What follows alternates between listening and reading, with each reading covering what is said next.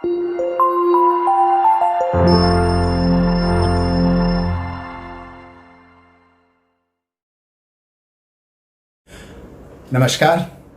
सभी शिक्षक बंधुओं और बहनों को राजेंद्र गोयल महामंत्री दिल्ली अध्यापक परिषद का सादर नमस्कार।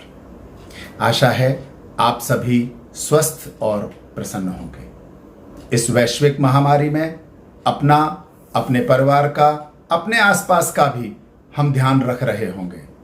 सुरक्षित रहें और सुरक्षित रखें। साथियों, 1 जुलाई को हमारा इंक्रीमेंट लगेगा या नहीं लगेगा, इस विषय पर हमारे बहुत सारे साथी असमंजस की स्थिति में हैं। इसके लिए नियम की जानकारी मैं आपको देना चाहता हूं। कोई भी कर्मचारी यदि EL, CCL, maternity leave, medical leave आदि किसी भी छुट्टी पर होता है तो वह ऑफ ड्यूटी माना जाता है। उनके ज्वाइन करने के बाद ही इंक्रीमेंट लगाया जाता है। परंतु यदि कोई साथी सीएल या संपूरक अवकाश पर होता है, इसके अलावा रविवार अवकाश या घोषित अवकाश हो, तो ऐसी स्थिति में कर्मचारी ऑन ड्यूटी ही रहता है। अतः इंक्रीमेंट लगने पर कोई फर्क नहीं पड़ता है। इस विषय में सभी साथियों का असमंजस दूर हुआ होगा। निश्चित रहें, सबका इंक्रीमेंट लगेगा। फिर भी यदि कोई प्रश्न हो तो आप मैसेज कर सकते हैं। दोस्तों, एक और बात मैं आप सबके साथ शेयर करना चाहता हूं कि 1 जुलाई से हमें क्या करना चाहिए। जो विभाग के दिशा निर्देश होंगे उनका तो हम पालन करेंगे ही, पर जरूरी नहीं है कि हमें प्रधानाचार्य कुछ कहें, डिप्टी डायरेक्टर कुछ निर्देश दें या शिक्षा विभाग कोई आदेश दे। हम स्वयं अपनी डायरी मेंटेन करें।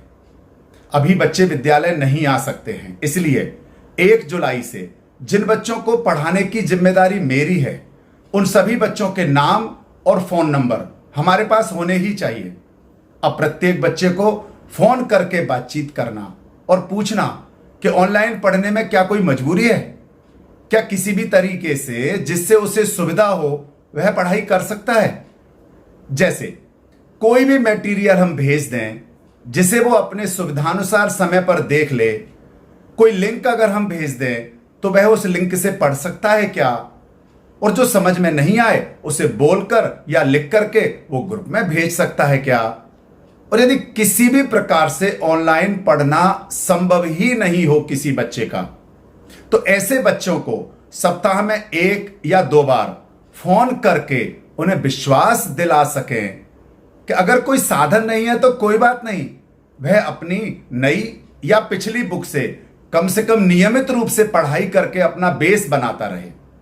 हमारे फोन से उसे और उसके अभिभावकों को बल मिलेगा। इसका एक चार्ट तैयार हमें करना चाहिए, जिसका स्वरूप ऐसा हो सकता है कि कुल छात्र, किसी भी समय ऑनलाइन पढ़ने वाले बच्चों की संख्या, किसी निश्चित समय ही ऑनलाइन पढ़ाई करने वाले छात्रों की संख्या, या ऐसे छात्र जिनका ऑनलाइन पढ़ना संभव ही नहीं है तो हमारा प्रयास। ऐसे भी हो सकता है कि संपर्क ही नहीं हो रहा है, उनके लिए हमारा प्रयास। इसके साथ ही प्रतिदिन कितने बच्चों से बात की, कितने बच्चों का काम चेक किया, कितने बच्चों ने क्या रेस्पॉन्स दिया, हम अपने पास पूरा डाटा रखें। बच्चे अपना होमवर्क या जो भी पूछना हो हमें कभी भी भेज सकते हैं, पर अपना कोई निश्चित समय तय करें जिसमें हम जवाब देंगे। उनका काम चेक किया, उन्हें नया काम दिया, छात्रों से फोन पर बात की, अगले दिन के लिए तैयारी भी की। यह सब भी प्रतिदिन अपनी डायरी, रजिस्टर या पेज में लिखते रहे। फिर जब भी विद्यालय जाना हो उस पर HOS के साइन करा लें, तो यह एक डॉक्यूमेंट हो जाएगा। दिल्ली अध्यापक परिषद के अनेक कार्यकर्ताओं सहित बहुत सारे शिक्षक साथी पहले से ही ऐसा कर रहे हैं।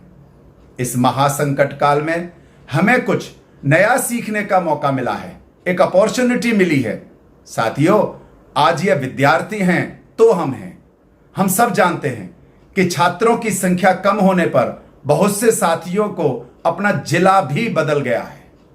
सभी छात्रों को पढ़ाने की जिम्मेदारी मेरी भी है, यह भाव प्रत्येक शिक्षक के अंदर आए और अपनी तरफ से हम सर्वश्रेष्ठ करने का प्रयास करें।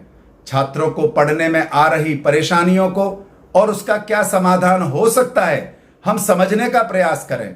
सभी विद्यार्थी मेरे विषय की पढ़ाई सुचारू और नियमित रूप से करें, इस पर चर्चा ज्यादा से ज्यादा करें।